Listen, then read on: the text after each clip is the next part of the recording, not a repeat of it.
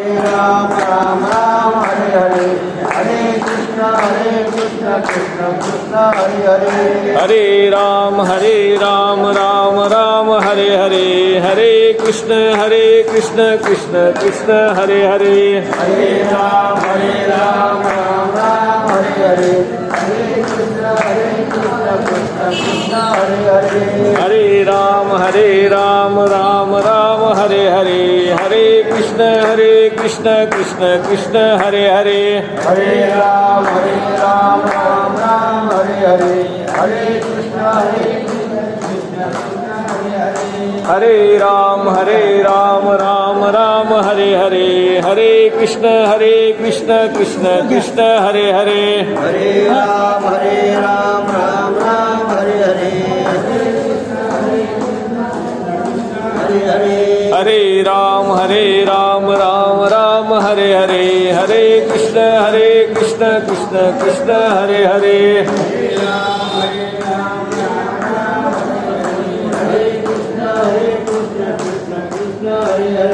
हरे राम राम राम हरे हरे, हरे कृष्ण कृष्ण कृष्ण हरे हरे, हरे राम राम राम हरे हरे, हरे कृष्ण कृष्ण कृष्ण हरे हरे. या राजूर नगरीमध्ये प्रतिवर्षाप्रमाणे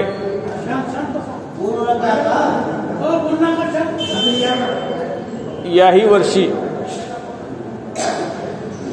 ग्रामदैवत रामभक्त संतश्रेष्ठ शिष्यश्रेष्ठ अशा हनुमानांच्या मारुतीरायांच्या मंदिरात अखंड हरिनाम सप्ताह होतो आहे. आणि या अखंड हरिनाम सप्ताहामध्ये मागील 2-4 वर्षापासून प्रवचन सेवा मी देत आहे. त्यातल्या पहिल्या दिवसाचं सेवा देण्याची संधी आज मला प्राप्त झालेली आहे. तेव्हा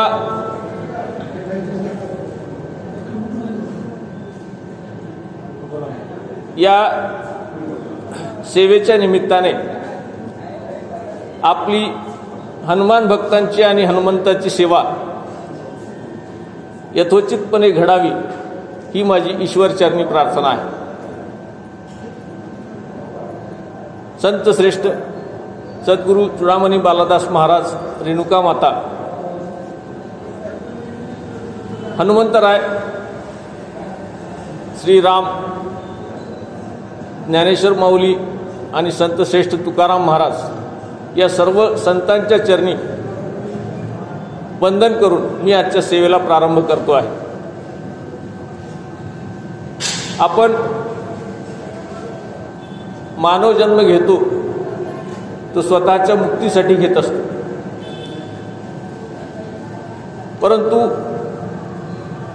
आपल्याला मुक्तीचा सोपा मार्ग उपलब्ध असताना सुद्धा आपण त्या मार्गाने जात नाही आणि कठीण मार्गाचा काही अवलंब करतात. संतांनी आपल्याला अतिशय सोपे मार्ग या कलियुगामध्ये सांगितलेले आहेत. त्यामध्ये नामस्मरणाचा मार्ग हा सगळ्यात सोपा आणि साधा मार्ग सांगितलेला आहे. तरी पण रामकृष्णाचं, हरीचं, विठ्ठलाचं, लक्ष्मीचं, गणपतीचं हे सोपं नाव न घेता योग, याग, यज्ञ याच्या माध्यमातून अवघड अशा क्रिया किंवा काहीच न करण्याच्या क्रिया या मानवाकडून घडत असतात. म्हणून माऊली आपल्या हरिपाठामध्ये सांगतात की फक्त या कलियुगामध्ये नामस्मरण करा, तुम्हाला सगळ्या सिद्धी प्राप्त होतील, सगळ्या समाधी प्राप्त होतील. म्हणून नामस्मरणाचं महत्त्व सांगण्यासाठी तुमच्या आमच्या साधारण साधकासाठी माऊलींनी हा हरिपाठ दिलेला आहे. या नामस्मरणाने काय होतं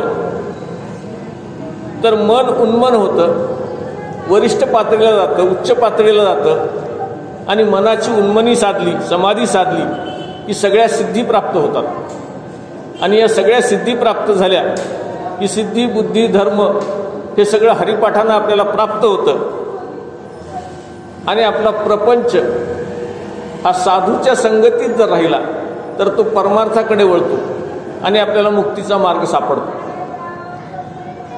आणि हा मार्ग शोधण्यासाठी आपल्याला नामाचा आधार घ्यावा लागतो.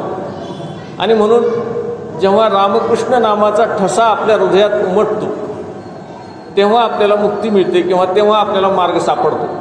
आणि तोच मार्ग मला सापडला आहे असं माऊली आपल्या अनुभवातून सांगतात. आणि ह्या माऊलींचा अनुभव त्यांनी आपल्या हरिपाठात व्यक्त केलेला आहे.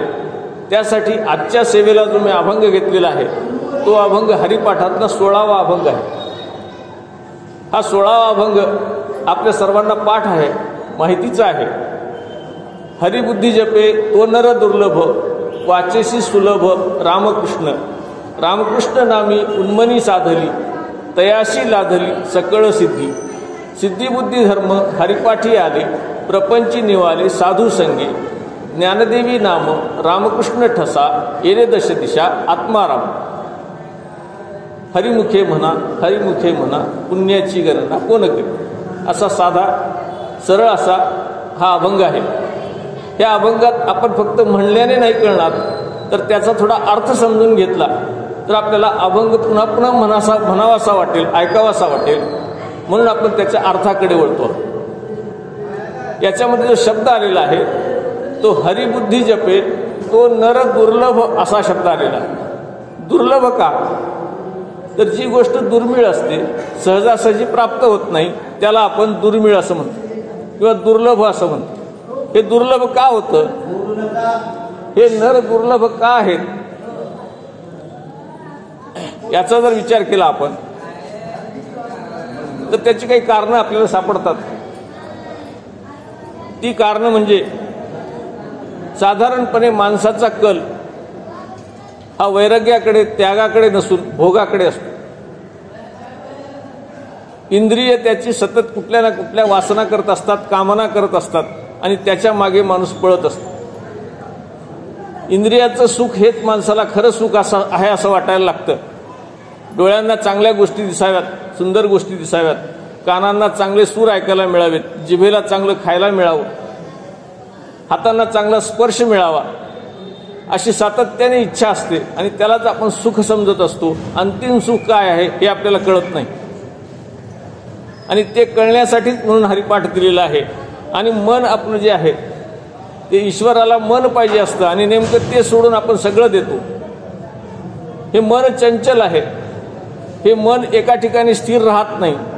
मन हे सतत जसं माकड एका फांदीवरून दुसऱ्या फांदीवर उड्या मारत राहतं तसं मन हे पळत राहतं. मन एका क्षणामध्ये इथं असतं, एका क्षणामध्ये घरी असतं, दुसऱ्या क्षणाला चंद्रावर असतं, तिसऱ्या क्षणाला कुठंतरी अमेरिकेत असतं. असं मन पळत असतं सतत. मन कधी स्थिर राहत नाही आणि ह्या मनाला स्थिर करण्यासाठी म्हणून नाम आवश्यक आहे. बुद्धी आपली कलुषित असते, बुद्धीला वेगवेगळ्या गोष्टी सुचत असतात. चांगल्या गोष्टीबरोबर वाईट गोष्टी बुद्धीमध्ये येत राहतात. ही बुद्धीसुद्धा शुद्ध करणं, बुद्धीसुद्धा चांगली करणं, मन शुद्ध करणं, अंतःकरण शुद्ध करणं, याच्यासाठी म्हणून विठ्ठल नाम आपल्याला सतत घ्यावं लागतं. कुठलं तरी नाम घ्यावं लागतं. देवाचं, ईश्वराचं, संताचं नाम घेतलं की आपोआप काय होतं, काम क्रोध पळून जातात, राग लोभ पळून जातात आणि आपल्याला आपलं देह, आपलं मन हे विठ्ठलाने भरल्या जातं. म्हणून नाम सतत घेत राहावं आणि हे नाम घेताना थोडीशी आर्तता असावी, जिव्हाळा असावा, प्रेम असावं. आणि ते नसेल तर मग नाम हे निर्जीव होऊन जातं. जसं एखाद्या मोबाईलमधून गाणे बाहेर पडावेत तसं आपल्या मुखातून फक्त नाम बाहेर पडतं पण त्याचा परिणाम होत नाही. तसा परिणाम व्हायचा असेल तर थोडीशी आर्तता, थोडासा जिव्हाळा त्या नामाबद्दल असला पाहिजे. विठ्ठलाचं रूप, विठ्ठलाची मूर्ती समोर उभी राहिली पाहिजे आणि आपण तसं नामस्मरण केलं पाहिजे. जर आर्तता नसेल तर ते नाम परिणाम करत नाही. थोडं जिव्हाळा, थोडं प्रेम त्याच्याबद्दल असलं पाहिजे. नाम हे अखंड असलं पाहिजे, त्यात खंड पडता कामा नये. नाम सतत, जसा आपण श्वास घेतो, दिवसभरामध्ये आपण श्वास घेतो आणि सोडतो, तसं आपण नाम हे सतत घेत राहिलं पाहिजे. श्वास घेताना राम म्हणा, स्थिर ठेवून कृष्ण म्हणा आणि सोडताना हरी म्हणा. रामकृष्ण हरी असा श्वासाबरोबर जर जप केला तर आपल्याला हरी पावतो आणि त्याची मूर्ती आपल्या आत उतरते. नाम आपल्याला अंतर्मुख करतं आणि नाम हे जर अखंड घेत राहिलं तर त्या नामाचा परिणाम आपल्याला दिसत राहतो. आणि जर आर्तता नसेल, प्रेम नसेल, माया नसेल, आपली श्रद्धा नसेल तर हे नाम अखंड होत नाही, ते दीर्घ होत नाही, जास्त वेळ होत नाही. जर आपल्याला जास्तीत जास्त नाम घ्यायचं असेल तर त्याच्याबद्दलची आत्मीयता असली पाहिजे, त्याच्याबद्दल श्रद्धा असली पाहिजे आणि डोक्यामध्ये बुद्धी आपली शुद्ध असली पाहिजे, म्हणजे विचार आपले चांगले असले पाहिजे. आपण जर विचार वाईट करत असू आणि नाम घेत असू तरी ते नाम परिणाम करत नाही. म्हणजे नामाचा उच्चार करत असताना आपल्या डोक्यातले विचार, आपल्या बुद्धीतले विचार हे पण चांगले असले पाहिजे. आपण शेजाऱ्याचं वाईट व्हावं, कुणाचं तरी वाटोळं व्हावं, कुणाचं तरी सोयाबीनला भाव लागू नये, कुणाची तरी बनीम जळून जावी, असे जर विचार डोक्यात असतील आणि त्याच वेळेस जर आपण नाम घेत असू, देवाचं दर्शन घेत असू तर ते आपल्यावर परिणाम करणार नाही, उलट वाईट परिणाम होईल. म्हणून आपलं मन हे शुद्ध असलं पाहिजे, अंतःकरण शुद्ध असलं पाहिजे आणि मग मुखातून नाम बाहेर पडलं पाहिजे. असं नाम आपण सतत घेत राहिलं आणि ईश्वरावर निस्वार्थ प्रेम केलं पाहिजे. काही मागायचं नाही, फक्त नाम घ्यायचं. काय द्यायचं आहे तो ठरवेल, आपण नाही मागायचं. आपण न मागता निस्वार्थपणे जर आपण नाम घेत राहिलं तर आपल्याला ईश्वर पावतो किंवा ईश्वर प्रसन्न होतो. आणि आपण नाम घेत राहिलं, आपल्या डोक्यात चांगले विचार राहिले तर आपोआपच काय होतं, आपल्यामध्ये एक विश्वबंधुत्वाची भावना येते. म्हणजे आपले शत्रू कोणी राहतच नसेल. आपल्याला शत्रू राहू नये वाटत असेल तर सात्विक विचाराने नाव घ्यायचं, म्हणजे आपले शत्रू कोणीच राहत नाही. आपलं वाईट कुणी चिंततच नाही आणि आपण कुणाचं वाईट चिंतत. हे जग चांगलं व्हायचं असेल तर सगळ्यांनी नाम घेतलं पाहिजे. आणि पुढं माऊली असं म्हणतात, रामकृष्ण नामी उन्मनी साधली तयाशी लाधली सकळ सिद्धी. उन्मनी असा शब्द त्यांनी वापरलेला आहे. उन्मनी याचा अर्थ मनाची उच्च भावना, मनाची उच्च अवस्था, याला उन्मनी असं म्हटलेलं आहे. म्हणजे ज्या मनामध्ये भावना, विकार, वाईट विचार असं काहीच नाही आहे, शुद्ध मन आहे, त्याला उन्मनी अवस्था म्हटलेलं. वाईट विचार सगळे निघून गेलेले आहेत, भावना, चिंता, कुठल्याच प्रकारची चिंता त्याला राहिलेली नाही आहे. ही चिंता कुणी घेतली, ती त्यांनी ईश्वराला देऊन टाकली. माझं जे काय वाईट करायचं असेल, चांगलं करायचं असेल ते तुझ्याकडे, त्याला सोपवून टाकलं असेल आणि त्याच्याकडे चिंता सोपवल्यामुळे हे निर्विकार राहील. त्याला कुठली, ह्या नाम घेणाऱ्याला कुठलीही चिंता राहते. आणि अशी चिंता ही ईश्वराला वाहून, आपलं प्रेम ही ईश्वराला वाहून जर आपण सतत नाम घेत राहिलो, ही मनोअवस्था जर निर्माण झाली तर त्याला उन्मनी अवस्था असं म्हणतात. आणि ही उन्मनी अवस्था म्हणजे मनाची उच्चतम अवस्था आहे, मनाची सगळ्यात चांगली अवस्था आहे. आणि ती अवस्था आपल्याला अंतर्मुख करते. अंतर्मुख करते म्हणजे आपल्याला आत विचार करायला लावते. आणि अशी अंतर्मुख करणारी अवस्था ही आपल्याला सातत्याने आनंद देते, आपल्याला आनंद देते. आपल्या चेहऱ्यावर आनंद दिसायला लागतो, आपल्या चेहऱ्यावर सुख दिसायला लागतं जर आपण सतत नाम घेत असू आणि निर्विकार असू तर. आपल्याला जगाचा विसर पडायला लागतो. जेव्हा माणूस नाम घेतो त्यावेळेस जगाचा विसर पडायला लागतो. म्हणजे प्रपंचामध्ये, जगामध्ये काय चाललंय याचा संबंध आपला राहत नाही. म्हणजे आपोआपच चिंताविरहित माणूस व्हायला लागतो आणि आळस गळून जातो. आपल्याला नाम घेताना आळस येतो, कंटाळा येतो. परंतु जेव्हा आपण निर्विकार मनाने कुठल्याही वाईट विचारांना सगळ्या सोडून देऊन आपण जेव्हा नाम घेतो, जेव्हा आपल्या सगळ्या चिंता सोडून देऊन नाम घेतो त्यावेळेस आळस राहत नाही आणि सातत्याने नाम यायला लागतं आणि नाम घेत राहतो आपण. आशा नाहीत, कुठल्या आकांक्षा नाहीत, इच्छा नाहीत. अशा इच्छावर विरहित, आशा विरहित, आकांक्षा विरहित अवस्था हीच मनाची खरी उन्मनी अवस्था आहे. ही अमन अवस्था आहे, म्हणजे मनाच्या पलीकडची अवस्था आहे. आणि अशी अवस्था प्राप्त झाली म्हणजे तुमची समाधी लागली. सगळ्या जगाचा विसर पडतो आणि फक्त नाम येत राहतं, त्यावेळेस आपोआप समाधी लागली. यालाच ब्रह्मप्रत्यय असं म्हणतात. ईश्वराचं दर्शन यालाच असं म्हणतात. ईश्वराचा साक्षात्कार यालाच असं म्हणतात. आणि असं साक्षात्कार आपल्याला व्हायला लागतं. आपल्याला गुरुचे तत्व कळायला लागतात, ग्रंथातले तत्व कळायला लागतात, गुरुचा बोध कळायला लागतो. माऊली तुकाराम महाराज यांनी ग्रंथामध्ये काय लिहून ठेवलेलं आहे त्याचा बोध व्हायला लागतो. आणि असा बोध जेव्हा होतो तीच खरी उन्मनी अवस्था आहे. आणि ती कळण्याची अवस्था हीच उन्मनी अवस्था आहे. आपण जर नाम घेत असताना वैखरी वाणीने घेतलं, वैखरी, मध्यमा, पश्चंती आणि परा अशा 4 प्रकारच्या वाणी आहेत.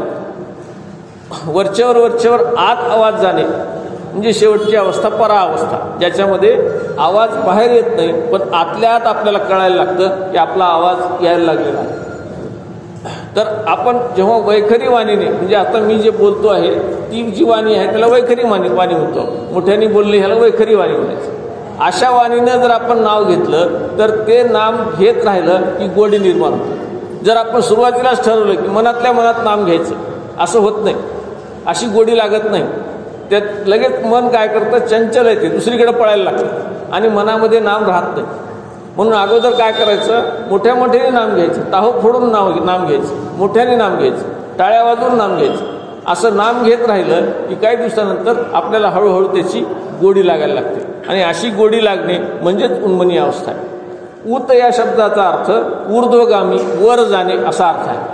मग ऊत अधिक मनी म्हणून उन्मनी असा शब्द तयार होतो. म्हणजे मनाची वर जाण्याची जी अवस्था आहे, मनाची पातळी वाढण्याची जी अवस्था आहे ती उन्मनी अवस्था आपल्याला या नामामुळे प्राप्त होते. एक प्रकारची अध्यात्मातली पूर्णता आपल्यामध्ये येते, श्रेष्ठत्व येतं आणि जाणीव आपल्याला प्राप्त होते. आणि असा प्राप्त झालं की देहाचे जे विकार आहेत ते विकार आपल्याला आठवायला लागत नाही.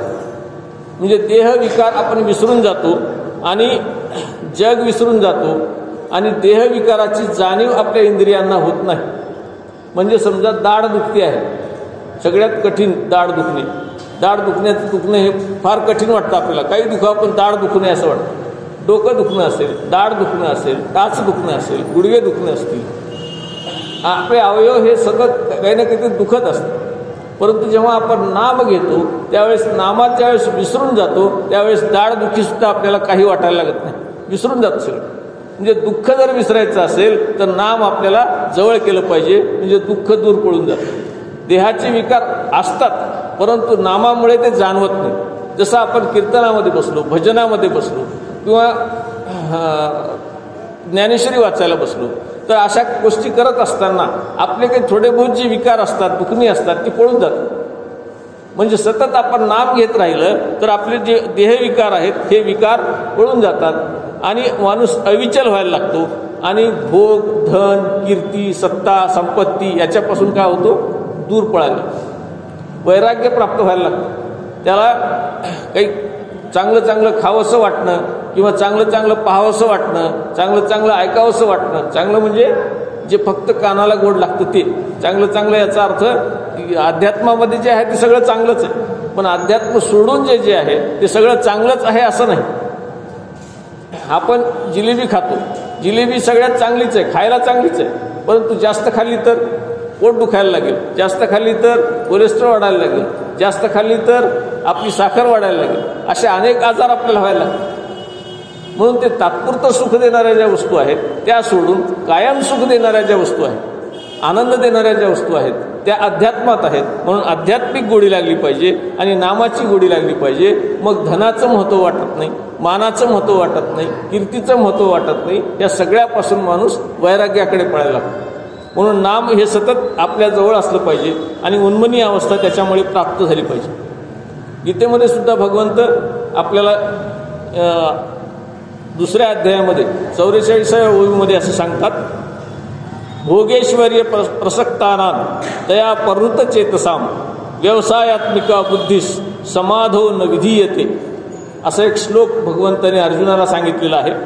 आणि ते असं म्हणतात की समाधी प्राप्त करायची असेल तर ती समाधी अवस्था काय आहे हे आधी समजून घेणं आवश्यक आहे. समाधी अवस्था याचा अर्थ आपली बुद्धी स्थिर करणे, बुद्धीमध्ये वाईट विचार येऊ न देणे, ही समाधी अवस्था आहे. मन, अंतःकरण हे स्थिर करणे.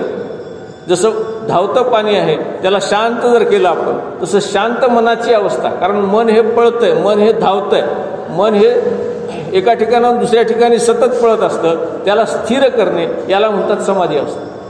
आणि ही समाधी अवस्था जर प्राप्त करून घ्यायची असेल तर नाम घेत राहिलं पाहिजे, नाम आपल्या शरीरात मुरलं पाहिजे, मनात मुरलं पाहिजे, मनात स्थिर झालं पाहिजे आणि आपण ज्याचं नाम घेतो आहोत त्याची प्रतिमा आपल्या हृदयात ठसली पाहिजे.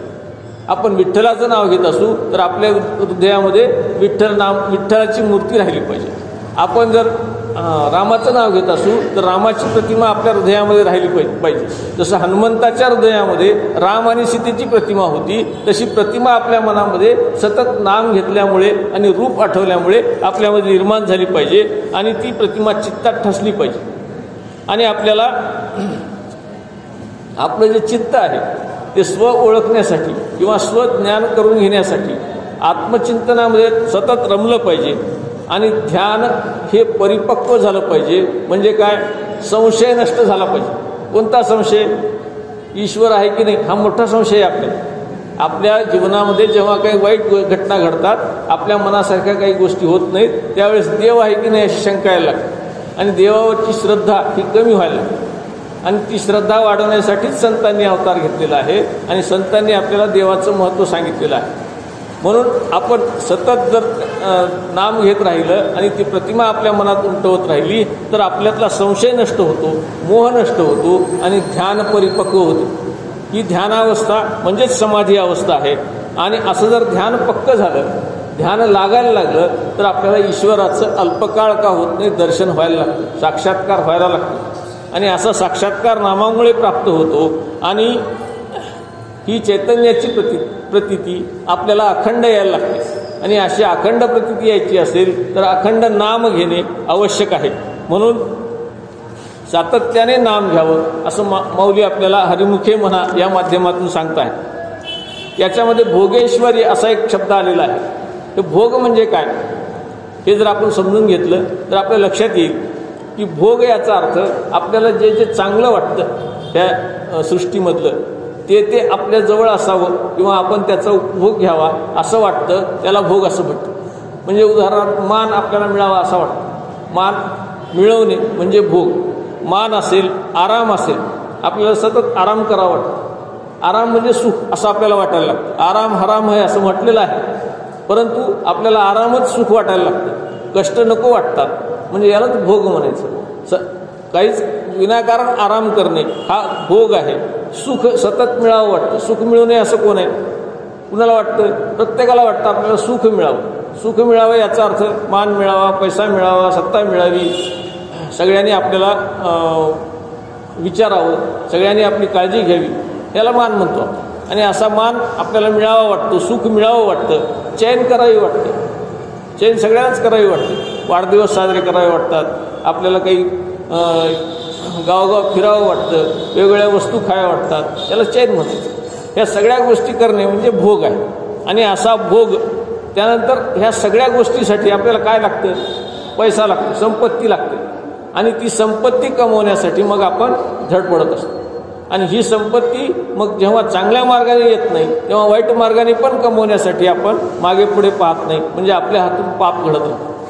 म्हणून भोगाची इच्छा सोडून दिली तर आपोआप वैराग्य निर्माण होतं. आणि ही भोगाची इच्छा कमी करण्यासाठी प्रयत्न करण्याची गरज नाही. नाम घेत राहिलं, स्थिर बुद्धीने, चांगल्या बुद्धीने नाम घेत राहिलं की आपोआप अशा प्रकारची भावना आपल्यामध्ये निर्माण होते. आणि ही भोगाची जी इच्छा आहे, काहीतरी मिळवण्याची जी इच्छा आहे, ही आपल्याला ईश्वराकडे जाऊ देत नाही. आपल्याला संपत्ती मिळवायची इच्छा असेल, आपल्याला काही सोनं-नाणं मिळवायची इच्छा असेल, आपल्याला काही मान सन्मान मिळवायची इच्छा असेल तर आपण त्याच्याच मागे पळतो, त्याच्यासाठी संपत्ती गोळा करण्याच्या मागे फिरतो. आणि आपल्याला मंदिरात जाण्याची बुद्धी होत नाही, आपल्याला कीर्तनाला जाण्याची बुद्धी होत नाही, आपल्याला एखाद्या भजनात जाण्याची बुद्धी होत नाही. ही बुद्धी व्हावी असं वाटत असेल, ही बुद्धी होणं म्हणजेच नाम घेणं, ही बुद्धी होणं म्हणजेच कीर्तन करणं. अशी बुद्धी व्हावी वाटत असेल तर या भोगापासून दूर राहिलं पाहिजे. आणि आपल्याला काहीतरी मिळवायचं आहे, याच्याऐवजी भगवंत मिळवायचं आहे अशी इच्छा ठेवली पाहिजे. त्याच्यासाठी अगोदर आपल्याला चिंतन करावं लागतं. चिंतन काय करावं लागतं तर आपण जन्मलो कशासाठी याचा विचार करावा. आता आपण जन्म घेतला, रडत रडत सगळेजण जन्मले, बरोबर आहे. रडणं गेलं तर रडायला लावतात. नर सुचून अगोदर त्याला उलटं करते आणि रडायला लावते. रडलं नाही तरी काळजी लागते. मग रडत रडत आपण सगळ्यांनी जन्म घेतला. आपण लहानाचे मोठे झालो, विद्यार्थी झालो, आपण शिक्षण घेतलं, काही कुणी नोकरी केली, कुणी व्यवसाय केला, कुणी काही केलं.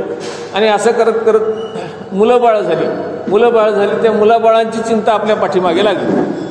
त्या मुलाबाळांच्यासाठी घर पाहिजे, त्या मुलाबाळांच्यासाठी शिक्षणाला पैसा पाहिजे, मुलाबाळांचं लग्न झालं पाहिजे, या सगळ्या काळजी करता करता आणि ज्याला मिळाले त्याला तर फार मोठी चिंता असते की 7व्या पिढीतल्या 7व्या मुलाला सुद्धा सगळं मिळालं पाहिजे, एवढं तर कमवून ठेवतो. अशी इच्छा करतात लोक. म्हणजे किती कमवलंय याला काही मर्यादाच नाही. अशी मर्यादा न घालता भरपूर कमवून ठेवण्याच्या मागे लागल्यामुळे मग ही जी इच्छा आहे, या सगळ्या इच्छा पूर्ण करत करत करत, सगळ्या आसक्ती पूर्ण करत करत एक दिवशी आपल्याला बोलावणं येतो आणि यमाच्या दरबारी जावं लागतं. आता आपण जर शेवटच्या क्षणाला विचारलं की तुम्ही जगला कशासाठी, तुमच्या जन्माचा हेतू काय होता, तुम्ही जन्मलं त्यावेळेस पेढे वाटले, तुमच्या जन्माचा हेतू काय होता, आपण पूर्ण जीवन जे जगलं ते कशासाठी जगलं, तर जन्माचा हेतू आपल्याला ईश्वराने ह्या पृथ्वीवर जे पाठवलेलं आहे ते कशासाठी पाठवले, त्याला प्राप्त करण्यासाठी पाठवलं. त्याच्यासाठी काय केलं याचा हिशोब जर विचारला तर काहीही शिल्लक राहत नाही. आपण ईश्वर प्राप्त करून घेण्यासाठी, समाधी अवस्था प्राप्त करून घेण्यासाठी, ईश्वराचा साक्षात्कार होण्यासाठी काय केलं असं जर विचारलं तर आपल्याकडे उत्तर नसतं. आणि ज्याच्याकडे आहे त्यानं काहीतरी केलेलं असतं. म्हणून आपला जर आपण विचार केला, जन्माचा हेतू ओळखला, आपला जन्म कशासाठी झालाय हे जर ओळखलं, रामाचं नाम घेण्यासाठी झालाय, रामाला प्राप्त करून घेण्यासाठी झालाय हे जर लक्षात आलं तर माणसाला आपोआप नामाची गोडी लागते. म्हणून अगोदर जन्माचा हेतू समजून घ्यावा आणि जन्माचा हेतू समजला की आपल्याला नामाची गोडी आपोआप लागते आणि या नामातून ज्ञान व्हायला लागतं आणि ज्ञान झालं की अज्ञान दूर होतं. म्हणजे आपल्या जन्माचं जे सार्थक आहे ते सार्थक आपल्याला प्राप्त होतं. म्हणजे आपलं जे अज्ञान आहे, आपण कशासाठी ह्या मायेच्या पाठीमागे लागलेलो आहोत, या संपत्तीच्या पाठीमागे लागलेलो आहोत, या प्रसिद्धीच्या पाठीमागे लागलेलो आहोत, याच्यापासून माणूस दूर जायला लागतो आणि आपोआप ईश्वराचे चरण त्याला जवळचे वाटायला लागतात. जेव्हा माणूस असं चिंतन करतो, विचार करतो आणि त्यावेळेस त्याच्यातला जो विषाद आहे, दुःख आहे, ते दुःख नष्ट होतं. अर्जुनाचा विषाद नष्ट करण्यासाठी श्रीकृष्णाने गीता सांगितली. पहिल्याच अध्यायामध्ये अर्जुनाने आपले सगळे नातेवाईक समोर उभं राहिलेले आहेत आणि त्यांना मी मारू शकत नाही असा मोह अर्जुनाला झाला, हा विषाद अर्जुनाला झाला, हे दुःख अर्जुनाला झालं आणि हे दुःख घालवण्यासाठी भगवंतानी गीता सांगितली. आणि 18व्या अध्यायामध्ये अर्जुनाने कबूल केलं की माझे सगळे मोह नष्ट झाले, आता मी युद्ध करायला तयार आहे. म्हणजे आपण जर असं स्वतःच्या जन्माच्या हेतूचा विचार केला आणि भगवंताची जी गीता असेल, भगवंताची जी माऊलींचा हरिपाठ असेल किंवा रामायण असेल, ह्या गोष्टी जर आपण आकलन केल्या, ह्या गोष्टी जर आपण समजून घेतल्या तर आपल्या जीवनाचा हेतू आपल्याला कळतो. आणि आपल्या जीवनाचा हेतू कळला की माणसाचं मन आपोआप तिकडं वळायला लागतं आणि त्याला उन्मनी अवस्था त्यातून प्राप्त होते आणि प्रपंचातून माणूस दूर जायला लागतो. आता प्रपंचातून, प्रपंच सोडून द्यावा का, सोडून द्यायचं नाही, प्रपंचात राहून परमार्थ करायचा. जर नाम घेत राहिलं तर परमार्थ आपल्याला आपोआप होत राहतो आणि प्रपंचही होत राहतो. परंतु प्रपंचामध्ये माणूस अडकून पडत नाही. जसं लोण्यातून केस निघावा किंवा जसं चिकूतून बी बाहेर पडावं अगदी स्वच्छपणे, तसं माणूस या प्रपंचातून परमार्थाकडे आपोआप वळायला लागतो. कुठल्याच प्रकारच्या मोहात तो अडकत नाही आणि नामाने त्याला चांगली बुद्धी निर्माण होते. आणि त्याचसाठी माणसाला बुद्धी दिली आहे. जनावराला बुद्धी दिलेली नाही, प्राण्याला बुद्धी दिलेली नाही, किडामुंगीला बुद्धी दिलेली नाही. बुद्धी फक्त माणसाला दिली. कशासाठी दिली आहे की तुझा जन्म कशासाठी झालाय याचा विचार कर म्हणून दिले भगवंतानं बुद्धी. आणि तो विचार आपण करून आपण नाम घेतलं पाहिजे. नाम कशासाठी घेतलं पाहिजे, तुकाराम महाराजांनी सांगितलं म्हणून घेतलं पाहिजे, माऊलींनी सांगितलं म्हणून घेतलं पाहिजे, आपल्या कल्याणासाठी घेतलं पाहिजे. म्हणून सातत्याने नाम घेतलं पाहिजे. आणि संसार किंवा प्रपंच हे साध्य नाही. आपल्याला प्रपंच साध्य करणे म्हणजे काय, सुखी जीवन जगणे, मुलाबाळांचे लग्न करणे, 4 बिल्डिंग बांधणे, पैसे कमवून ठेवणे, सुखी जीवन जगणे म्हणजे प्रपंच साध्य झाला. परंतु प्रपंच साध्य करायचा नाही, आपल्याला परमार्थ साध्य करायचा. प्रपंच करावा नेटका, कामापुरता प्रपंच करायचा. प्रपंचातून मन काढायचं, निघत नाही.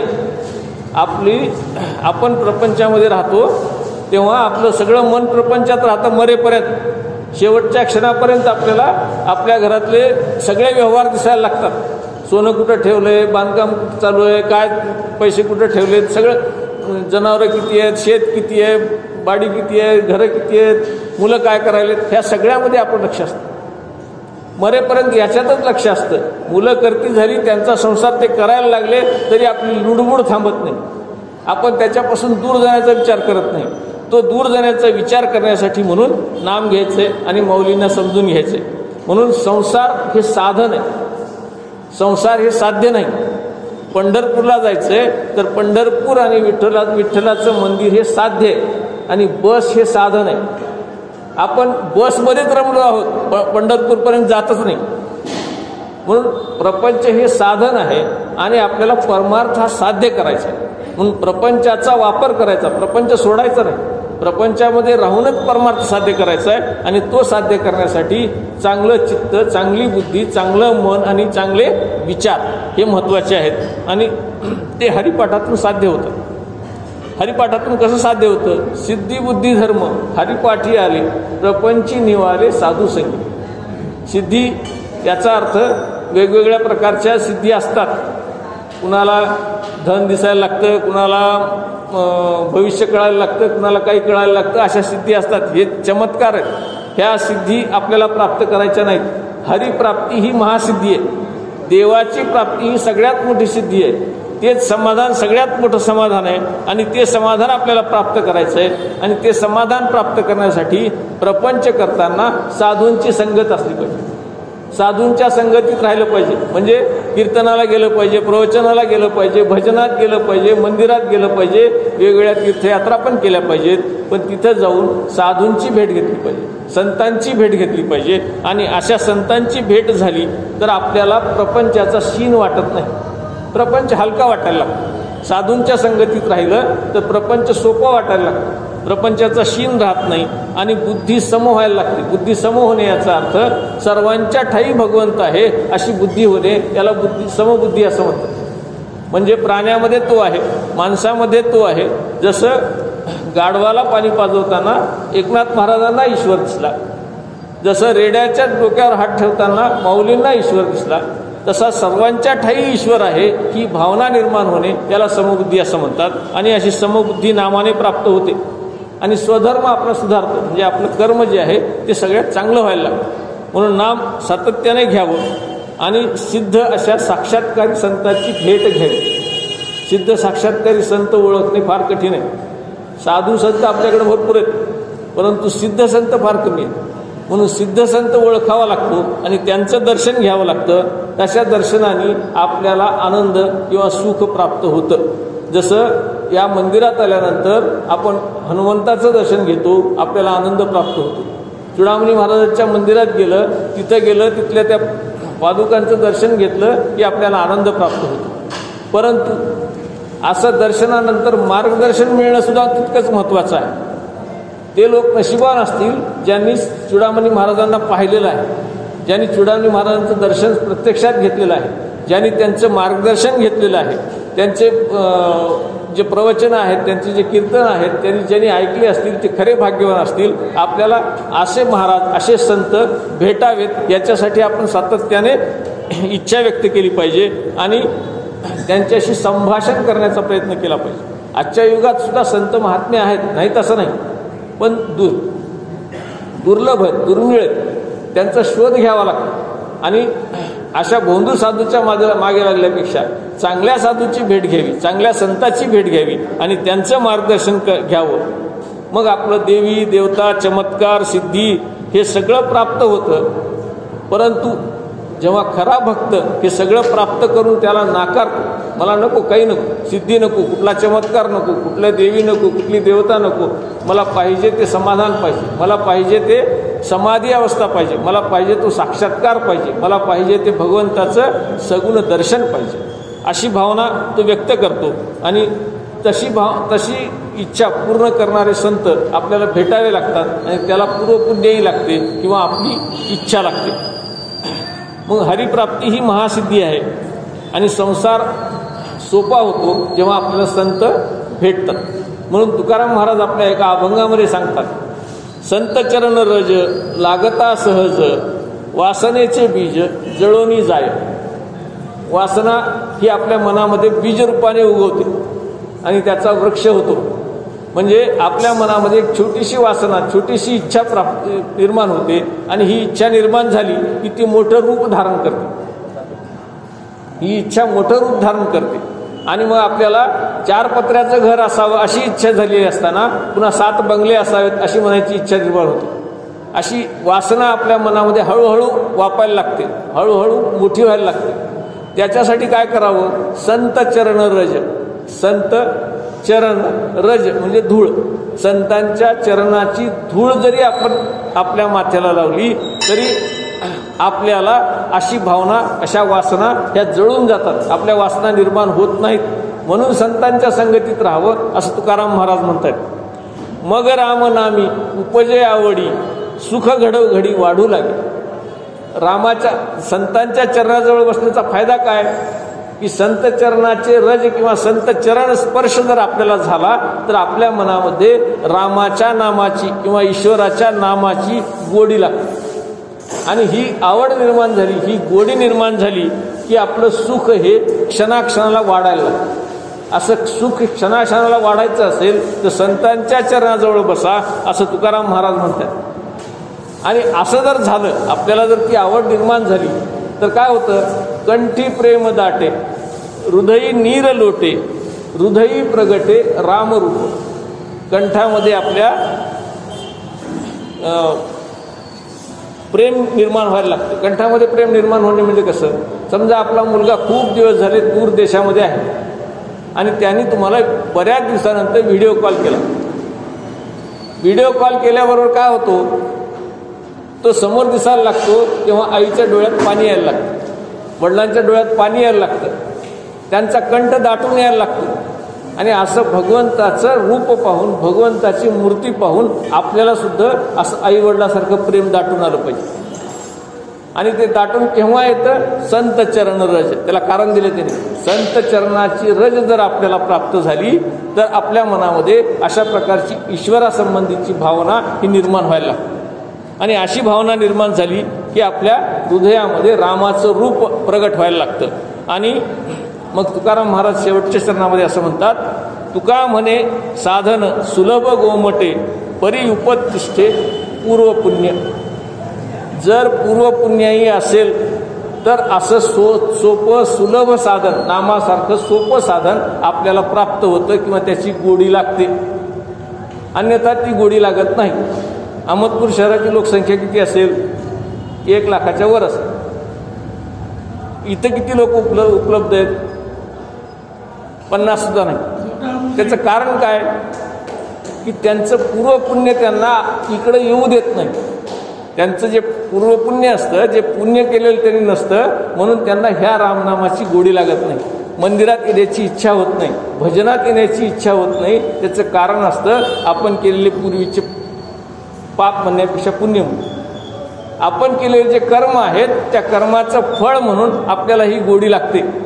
आपण इकडं मंदिरात येतो याचं कारण आपलं काहीतरी पूर्वपुण्य आहे, आपल्याला संतांचा आशीर्वाद आहे, आपण काहीतरी चांगली कामं केलीत म्हणून आपली पावलं इकडं वळलेली आहेत. म्हणून ही पावलं इकडं वळायची असतील तर नाम घ्या, सुलभ गोमट साधं साधन करा. गोमट म्हणजे गोड. साधं साधन करा, नाम घ्या, संतांच्या चरणाची रज घ्या असं तुकाराम महाराज आणि माऊली आपल्याला सांगतायत. म्हणून नित्य हरिपाठ करावा. हरिपाठ केला की हरिपाठामध्ये 108 वेळेस हरीचं नाव येतं. लक्षात घ्या, हरिमुखे म्हणा, हरिमुखे म्हणा असं म्हणत गेलं आपण की 108 वेळेस आपली एक माळ पूर्ण होते. रामरक्षा म्हटली की 108 वेळेस रामाचं नाव येऊन जातं. म्हणून त्याच्यासाठी हे लिहून ठेवलेलं सगळं. म्हणून हरिपाठ केला, हरिपाठ चिंतन केलं, सत्संग केला की माणूस बुद्धिवान होतो, माणसाची बुद्धी शुद्ध होते, त्याला धर्म कळायला लागतो आणि शांत होतो माणूस. निवतो असा शब्द वापरलेला आहे. निवणे याचा अर्थ शांत होणे. असा माणूस शांत होतो, समाधानी होतो, सुखी होतो, आनंदी होतो जेव्हा संतांच्या सानिध्यामध्ये राहतो. आता हे निवणे याचा अर्थ काय? निवणे आपल्या प्रपंचातले, आपल्या देहातले जे 3 ताप आहेत, त्रिविध ताप आपल्या पाठीमागे लागलेले असतात. जन्मल्यापासून आपण मरेपर्यंत 3 ताप आपल्या पाठीमागे सतत असतात. आणि हे ताप आपल्याला जाणवू नयेत, याची उष्णता आपल्याला जाणवू नये, याचा त्रास आपल्याला होऊ नये असं वाटत असेल तर संतांच्या चरणाजवळ राहा किंवा नामाच्या सोबत राहा, सतत नाम सोबत घेऊन राहा असं सांगतात. आणि असं नाम सोपं आहे, सुलभ आहे, परंतु घेणारा दुर्लभ आहे. नाम घेणारे दुर्लभ आहेत म्हणून तिथं 50 आहेत, बाकीचे नाही. त्याचं कारण ते आहे, म्हणून नाम घेणारे दुर्लभ आहेत. आपल्या मागं ताप कोणते आहेत तर हे ताप दासबोधामध्ये रामदास स्वामींनी आपल्याला सांगितले. पहिला ताप सांगितला आहे आध्यात्मिक ताप. आध्यात्मिक ताप काय असतो? देहेंद्रिय प्राणेन सुखदुःखेच प्राप्यते इममाध्यात्मिकम तापम जायते दुःख देहिनाम, असा एक श्लोक दासबोधामध्ये लिहून ठेवलेला आहे. या ओवीतून ते असं सांगतात की देहाचे जे आजार आहेत त्याला आध्यात्मिक ताप असं म्हटलेलं आहे. आणि या आजारापासून माणसाला सुखदुःख निर्माण होतं. इंद्रियाचे जे आजार असतात, देहाचे आजार म्हणजे इंद्रियाचे आजार, इंद्रियाचे जे आजार असतात हे इंद्रियाचे आजार माणसाच्या पाठीमागे जन्मल्यापासून लागलेले असतात. काय आजार असतात? आपल्याला त्वचा खाजते, खरूज होते. खरूज आजार आहे की? खरूज सारखा आजार त्वचा खाजून होतो. देवी निघतात, गोवर निघतो, कान्या निघतात, असे वेगवेगळे छोटे छोटे छोटे आजार आपल्याला सतत होत असतात. एक झाला की दुसरा होत असतो. अंगावर फोड येणे, अंगावर वळ उमटणे किंवा नागिनसारखा आजार होणे, सूज येणे, काही कारण नसताना पण अंगावर सूज येते, मार लागला की सूज येते. असे जे शरीराचे आजार आहेत, डोळे दुखणे, नाक दुखणे, नाक गळणे, कान दुखणे, कान गळणे, ऐकू न येणे, असे बरेच आजार, असे इंद्रियाचे आजार आपल्याला सतत होत असतात. हे आध्यात्मिक ताप आहेत. दुसरे ताप कोणते? सर्व भूतेन संयोगात सुखदुःखच जायते द्वितीय ताप संताप हा सत्यम चैवाधिक भौतिकम. दासबोधामध्ये ही दुसरी ओवी तरी लिहून ठेवली आहे. हे अधिभौतिक ताप आहेत. आपल्याला अधिभौतिक ताप याचा अर्थ आपल्या भोवती असणाऱ्या ज्या वस्तू आहेत त्याच्यापासून आपल्याला त्रास होतो, ताप होतो. म्हणजे काय होतं? आपण चालता चालता एखादा दगड वर येतो आणि आपल्या अंगठ्याला लागतो. ठेच लागणे हे दगडापासून आपल्याला झालेली वीज आहे की नाही? ठेच लागणे असो किंवा काटा, चलत चलत काटा रुततो, काटा टोचतो, काट्यापासून आपल्याला इजा होते, ताप होतो की नाही? जखम होते, आपल्याला चालता चालता जखम होते, कुठली वस्तू लागते, ॲक्सिडेंट होतो. किंवा प्राणी एखादा येऊन आपल्याला धडकतो, कुत्रा असेल, मांजर असेल, आपलं वाहन चाललं, एखादं डुक्कर समोरून जाते, आपण पडतो. असे कोणतेही प्रसंग आपल्यावर येत असतात. एखादा बैल येतो, एखादी गाय येते, शिंग मारून जाते. असं आपल्या पाठीमागं कुठले ना कुठले प्राणी सतत लागलेले असतात. डास चावला तरी आपण आजारी पडतो. डासामुळे अनेक रोग होतात, हिवताप, मलेरिया, हत्ती रोग, वेगवेगळे रोग डासामुळे होतात. हे सगळे जे छोटे मोठे जीव आहेत, हे जीव आपल्याला सातत्यानं त्रास देतात. हे ताप आपल्या पाठीमागं लागलेले आहेत.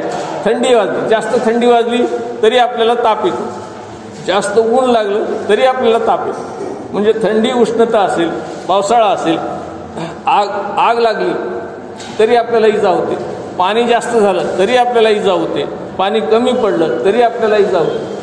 आपल्या घरी चोरी झाली, दुसऱ्याने येऊन चोरी केली, माणसाने आपल्याला त्रास दिला. आपल्याला अशा प्रकारे वेगवेगळी माणसं पण आपल्याला त्रास देतात. आणि वाहून जाणे असेल, पडून मरणे असेल किंवा पडून लागणे असेल, अशा प्रकारच्या ज्या इजा होतात याला आपण अधिभौतिक ताप असं म्हणतो. आणि शेवटचा जो ताप आहे तो आहे शुभाशुभेन कर्मना. शुभ आणि अशुभ, चांगलं आणि वाईट. शुभाशुभेन कर्मना देहांते यमयातना स्वर्ग नरकादी भोक्तव्यमिदम चैव धी दैविकम. असं एक रामदास स्वामींनी लिहून ठेवलंय. ते म्हणतात की आपण जे काही शुभ अशुभ कर्म करतो त्याचा हिशोब आपल्याला यमदरबारी जाऊन द्यावा लागतो. तिथं चित्रगुप्त बसलेला असतो, आपण आपलं चित्त घेऊन तिथं जातो, काहीच जात नाही सोबत.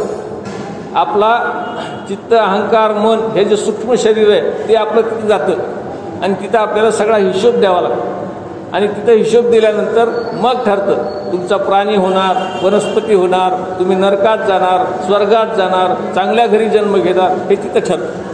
आणि त्याच्याप्रमाणे आपण जन्म जेव्हा घेतो तेव्हा जन्म घेतल्यानंतर आपल्याला जे काही विविध ताप होतात, विविध त्रास होतात, ते त्याचं कारण असतं की आपण केलेल्या कर्माचा हिशोब म्हणून आपल्याला ह्या जन्मामध्ये ते सगळे भोगावे लागतात. यम ही दंड देवता आहे, ती आपल्याला दंड देते. किंवा सुख देते आणि हे सगळे हिशोब कर्माचे हिशोब आपल्याला तिथं द्यावे लागतात आणि त्याच्याप्रमाणे आपल्याला स्वर्ग नरक प्राप्त होतो. याला अधिदैविक ताप असं म्हणतात. आध्यात्मिक ताप, अधिभौतिक ताप आणि अधिदैविक ताप असे त्रिताप आपल्या पाठीमागे सतत लागलेले असतात आणि हे ताप जर कमी करायचे असतील, हे ताप जर निववायचे असतील, हे ताप जर शांत करायचे असतील तर नामाचा आधार घ्यावा लागतो. आणि धर्म याचा अर्थ जो आपल्याला शिकवतो, काय शिकवतो, कसं वागावं हे शिकवतो. आचार हा प्रभो धर्म, हा आपला आचार कसा असावा जे शिकवतं त्याला धर्म असं म्हणतात. आणि हा धर्म, सकळ धर्माचं कारण काय आहे तर नामस्मरण आहे. कोणताही धर्म असेल, तो जैन असेल, हिंदू असेल, मुस्लिम असेल, कुठलाही धर्म असेल तर सगळे धर्म हे आपल्याला एकच शिकवतात, नामस्मरण करा.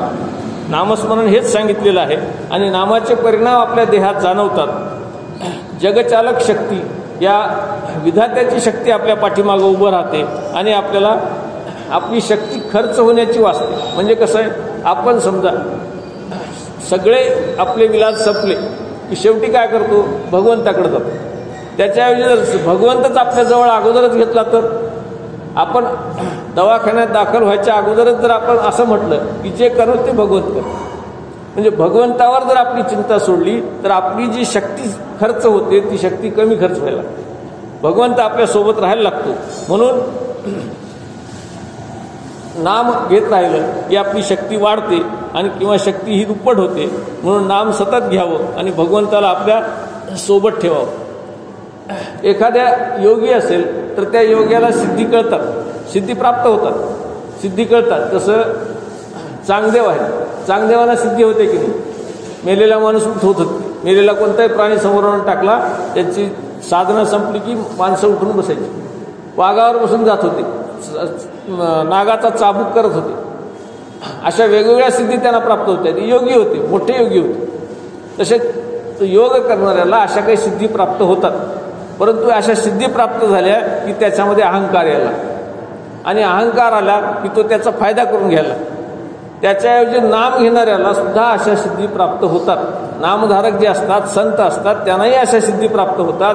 परंतु ते ह्या सिद्धीचा उपयोग करत नाहीत, ह्या सिद्धीच्या ते नादाला लागत नाहीत. या सिद्धीच्या पुढं जाऊन त्यांना जी हरिप्राप्तीची सिद्धी, महासिद्धी प्राप्त करायची आहे त्याच्याकडे ते जातात. म्हणून योग्यापेक्षा सुद्धा नामधारक हा श्रेष्ठ आहे. म्हणून नामाचंच महत्त्व माऊलींनी सांगितलेलं आहे. म्हणून एखादा वेदांत शिकणारा असेल, पंडित असेल, महात्मा असेल, त्याच्यापेक्षा नाम घेणारा हा श्रेष्ठ आहे असं माऊली म्हणतात. म्हणून नामाने आपल्याला जे साध्य करायचं आहे ते आपल्याला साध्य करता येतं. म्हणून नाम घ्यावं आणि नाम हे स्वतःच घेत असताना ते इतरांनाही संक्रमित होतं. म्हणजे नाम घेत असताना, भजन करत असताना एक माणूस नाम घेतो तेव्हा त्याच्यासोबत सगळेच नाम घेतात. म्हणजे नामाचा फायदा सगळ्यांना होतो. आणि नामाने मनाची जी स्पंदने आहेत, मनामध्ये काय स्पंदन असतात, मनामध्ये राग, लोभ, क्रोध, मोह, मत्सर अशी सगळी स्पंदनं असतात.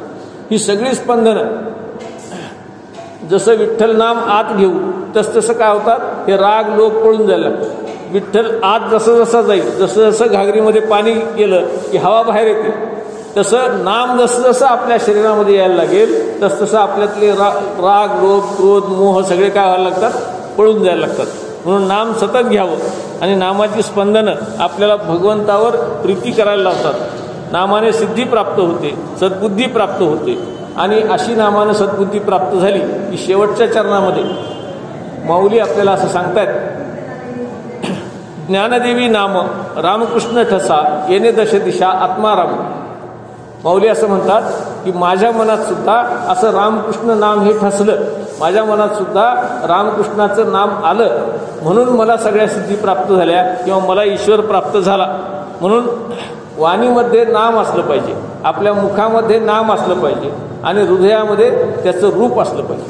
आणि असं जर झालं तर आपल्याला 10 दिशा, आपल्या 10 दिशा म्हणजे पूर्व पश्चिम उत्तर दक्षिण नैऋत्य वायव्य आग्नेय ईशान्य आणि वर खाली, ह्या सगळ्या 10 दिशाला आपल्याला काय दिसायला लागतं, भगवंत दिसायला लागतं, परमात्मा दिसायला लागतो.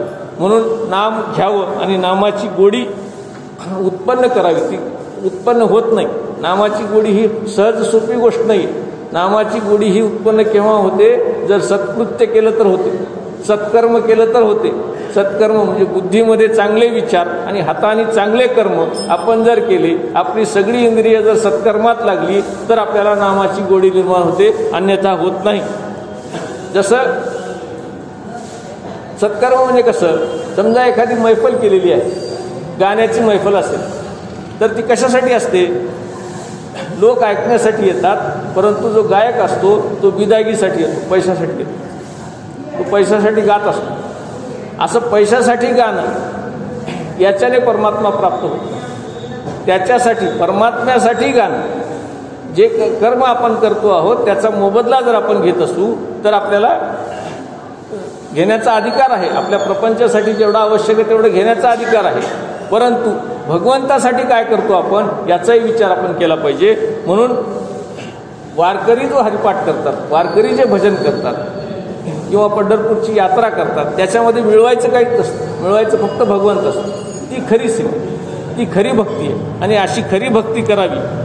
आपण बळजबरीनं पण कधी कधी नाव घेतो. ठेच लागली, अरे देवा म्हणतो. आजारी पडलो, देवा देवा म्हणतो. हे खरं नाही.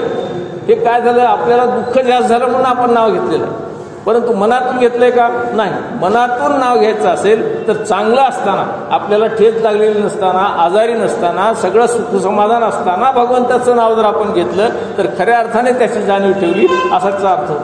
म्हणून भगवंताचं नाव हे भावनेनं घ्यावं, प्रेमानं घ्यावं, आवडीनं घ्यावं, सतत घ्यावं, अखंड घ्यावं, म्हणजे आपल्याला श्रद्धा बसते. जसं सुदामा, श्रीकृष्णाचे मित्र सुदामा, या सुदामांना अत्यंत गरिबी होती. अंगावर वस्त्र पण नव्हते. जायला श्रीकृष्णाला भेटीसाठी जायला दुसऱ्याकडून पोहे आणावे लागले. मग त्यांना त्यांच्या मित्रांनी सांगितलं, त्यांच्या सोबतच्या ब्राह्मणांनी सांगितलं, राजाची स्तुती करा, तुम्हाला पैसे मिळतील. त्यांनी सांगितलं, मी पैशासाठी राजाची स्तुती करणार नाही.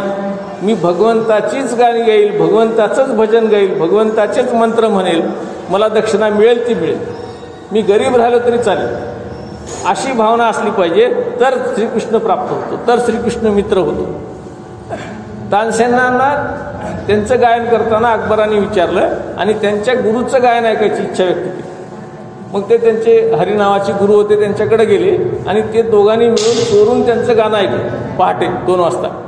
तेव्हा त्यांना, मी थोडक्यात सांगतो ही गोष्ट कारण वेळ झाला, तर ते गाणं ऐकल्यानंतर त्यांना लक्षात आलं की तानसेन तर सुंदर गातात, पण त्यांच्यापेक्षाही स्वर्गीय गाणं हे त्यांचे गुरु गातात. अकबराने विचारलं, हे कसं, त्यांचा आवाज तुझ्यापेक्षा चांगला कसा, त्यांच्या आवाजात एवढी आर्तता कशी? तर त्यांनी सांगितलं, मी जे गाणं गातो ते तुम्हाला खुश करण्यासाठी गातो, माझ्या पोटासाठी गातो, परंतु माझे गुरु जे गाणं गातात ते भगवंतासाठी गातात.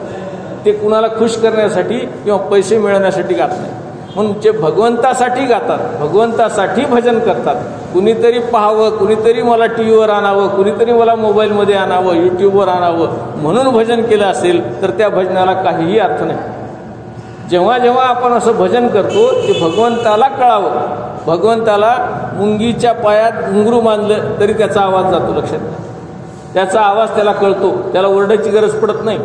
म्हणजे त्याला सगळं कळतं. म्हणून आपण गात असताना, आपण म्हणत असताना, रामनाम घेत असताना, भजन करत असताना भगवंतापर्यंत ते पोहोचते का याचा विचार करावा. आणि आपलं जे कर्म आहे ते सगळं कर्म भगवंताचं समजून करावं, म्हणजे आपल्याला सिद्धी प्राप्त होते. म्हणजे सगळीकडे भगवंत दिसायला लागतो. कसा दिसायला लागतो? आपण सावता माळींचं भजन बघू. कांदा मुळा भाजी अवघी विठाई माझी. कांदा घेतला त्याच्यामध्ये विठ्ठल दिसतो, मुळा घेतला त्याच्यामध्ये विठ्ठल दिसतो, भाजी घेतली कुठली त्याच्यामध्ये विठ्ठल दिसायला लागतो. हे म्हणजे विनोद म्हणून, करमणूक म्हणून लिहिलेलं नाही, हा अनुभव म्हणून लिहिलेला आहे ते.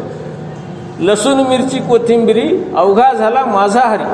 लसणा मेथी कोथिंबिरीमध्ये सुद्धा हरी दिसायला लागतो जर तेवढं चिंतन आपण केलेलं असेल तर. सावता म्हणे केला मळा विठ्ठल पायी गोविला गळा. म्हणजे माझं सर्वस्व जे आहे ते विठ्ठलाच्या पायाशी मी वाहिलेलं आहे. हे शेत माझं नाही, ही भाजी माझी नाही, ही मोठ माझी नाही, हे बैल माझे नाही, हे सगळं जे काही आहे ते भगवंताचं आहे असं समजून, विठ्ठलाचं आहे असं समजून मी जीवन जगतो, असं समजून मी प्रपंच करतो. म्हणून विठ्ठल त्यांना प्राप्त होतो. आणि असा भक्त हा उन्मनी अवस्थेला पोहोचलेला असतो. हा असा भक्त हा उच्च श्रेणीला पोहोचलेला असतो, तो खाली येत नाही. ती खाली येण्याची शक्यता नसतेच.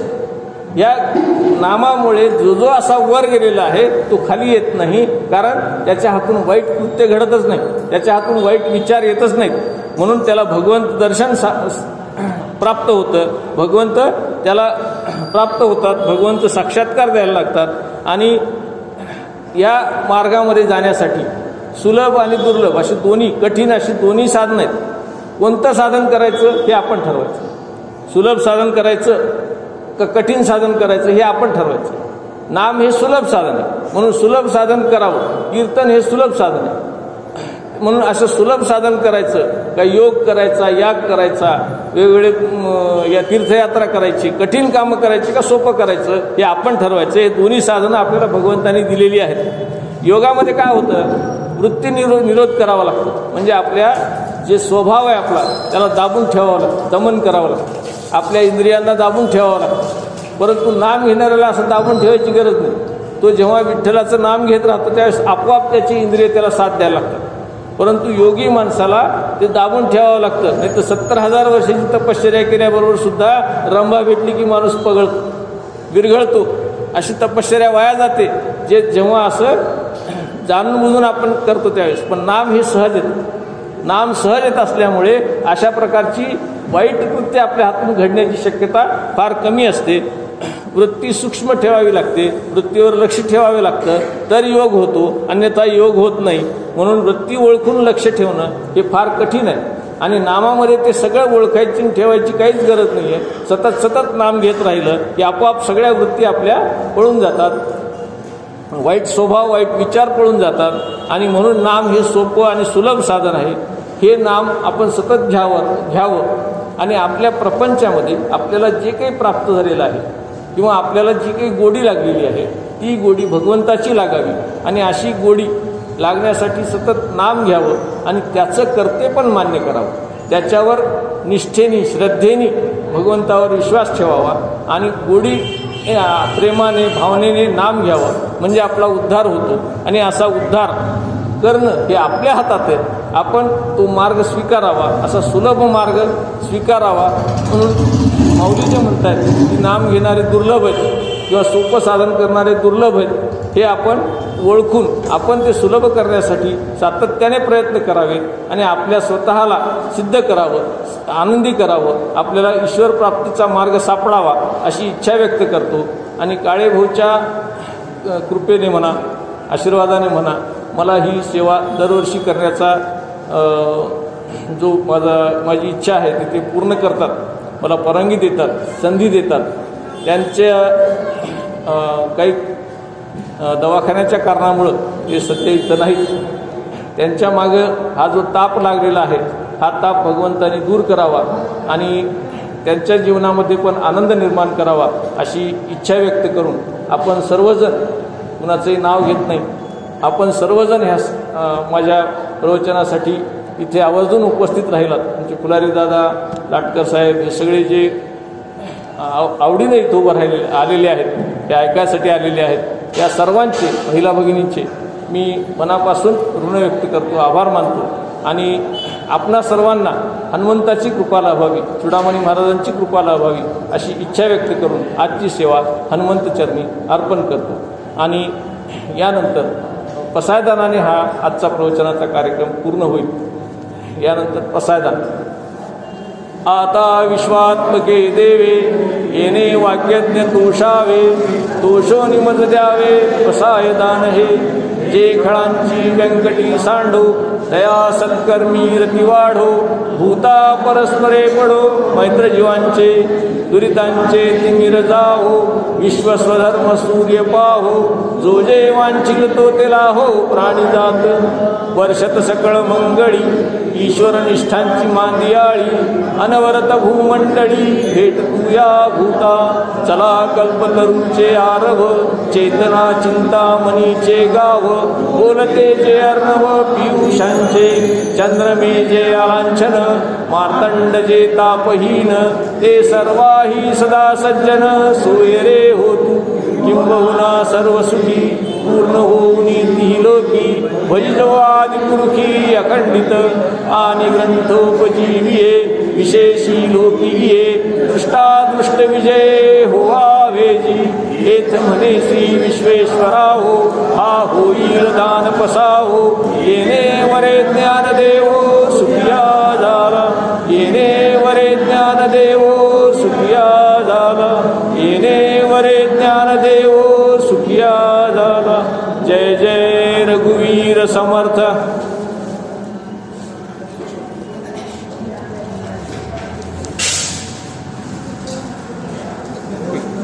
एक